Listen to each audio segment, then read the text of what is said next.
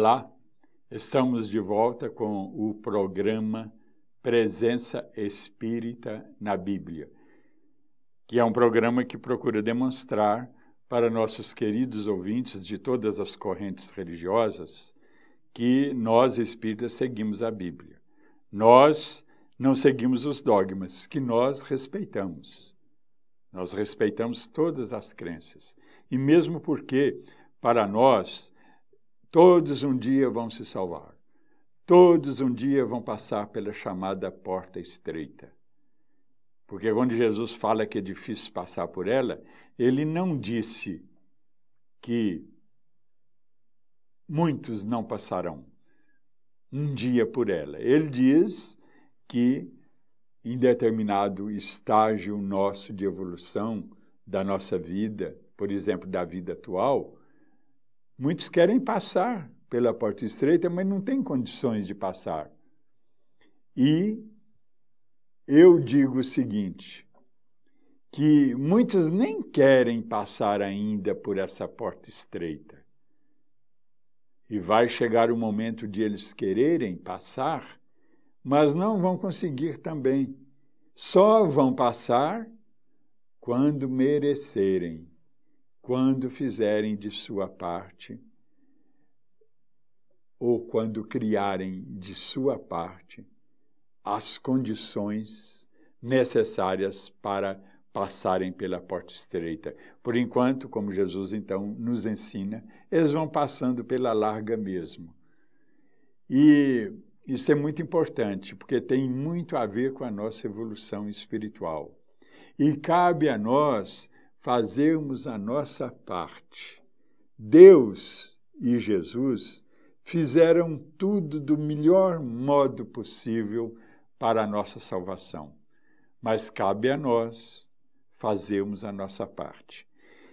E eu estava falando no bloco anterior sobre o grande mal que os teólogos do passado fizeram, interpretando Deus como um ser de terror, um ser ameaçador, sem dúvida, por aquela imagem que o Velho Testamento passa para nós, de um Deus rancoroso, vingativo, justiceiro, Senhor dos exércitos. Então, com todo respeito aos judeus e aos que creem dessa maneira, mas nós, espíritas, e percebo também em outras correntes teológicas cristãs, que essa ideia desse Deus hoje não vale mais. Exatamente porque houve uma evolução espiritual, uma evolução de um conceito, se não plenamente perfeito, pelo menos melhor, de Deus. Um conceito de Deus mais perfeito, um conceito de Deus melhor para nós hoje. Porque Deus, ele jamais pode ser um ser daquele tipo que nós vemos lá no Velho Testamento. Isso se deve a uma coisa, que poucos pensam sobre ela.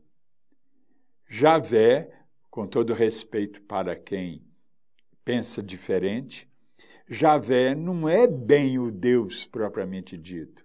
Jesus não afirmou que Javé é Deus. Ele disse que Deus é Pai. E, como nós já vimos em outros comentários, João fala que Deus é amor. Diz também que Deus é luz. E há outras definições, como eu falei, Santo Tomás de Aquino, Deus é a inteligência suprema. Nós espíritas dizemos, ele é, ou melhor, retificando, São Tomás de Aquino diz, Deus é o único ser incontingente. Quer dizer que não vem de outros seres. E nós espíritas dizemos, Deus é a inteligência suprema e também a causa primeira de todas as coisas. Então, há várias maneiras de nós vermos Deus. no decorrer da história. Sigamos Jesus, sigamos essa ideia racional de São Tomás de Aquino, que é a mesma também da doutrina espírita, de que Deus é a causa primeira de todas as coisas, é o ser que não vem de outro ser, por isso é a causa primeira, e que é também inteligência suprema. Basta nós olharmos a grandeza do universo, essa magnitude dessa obra gigantesca, astronômica do universo, do cosmos, para nós termos essa ideia de que essa inteligência que criou tudo isso aí é até humilhante para nós, nos humilha diante da insignificância da nossa inteligência, diante dessa grande inteligência que criou o cosmos, o universo. Mas temos aqui uma outra pergunta, uma outra questão, e que fala, e foi também tema de uma matéria minha, na coluna no jornal O Tempo, de Belo Horizonte. A verdade é algo muito complexo e pode ser até um paradoxo.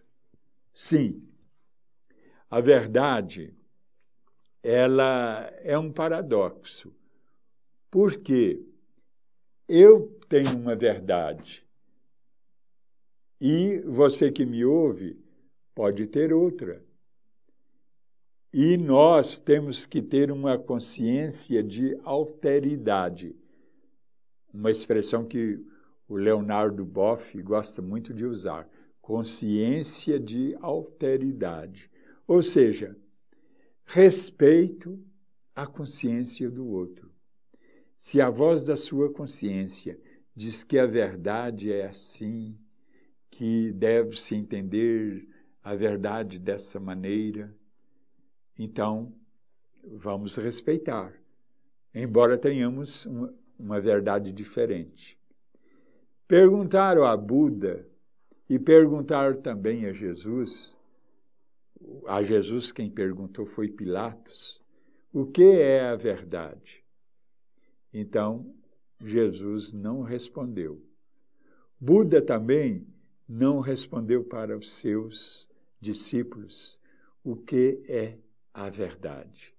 Então, a verdade, ela é subjetiva, doxa em grego, doxa, quer dizer opinião. Então, eu tenho uma opinião e você que me ouve, cada um de vocês que nos honram com a sua assistência, tem uma opinião sobre determinados assuntos e que são opiniões diferentes, que são equivalentes à minha ou não, podem ser contrárias, e nós temos que respeitar. E a opinião, ela é um paradoxo exatamente por isso, porque ela depende muito de cada um. Então, Jesus, ele próprio, e também o Buda, como eu disse, não quiseram dar uma definição. E sabem também por quê? Porque a verdade verdadeira, vamos dizer assim, ela vai depender da evolução de cada um. Então, um indivíduo mais evoluído, ele pode ter uma verdade, uma ideia que para ele é a verdade. Mas amanhã ele vai mudar a sua opinião. Como, por exemplo, quantos mudam de religião? Por quê? Porque ele teve uma opinião condizente com aquela verdade daquela religião que ele estava seguindo. E, de repente, ele vê que não é bem aquilo. E ele está em busca de uma verdade racional. Kardec ensina para nós que nós devemos ter uma fé raciocinada.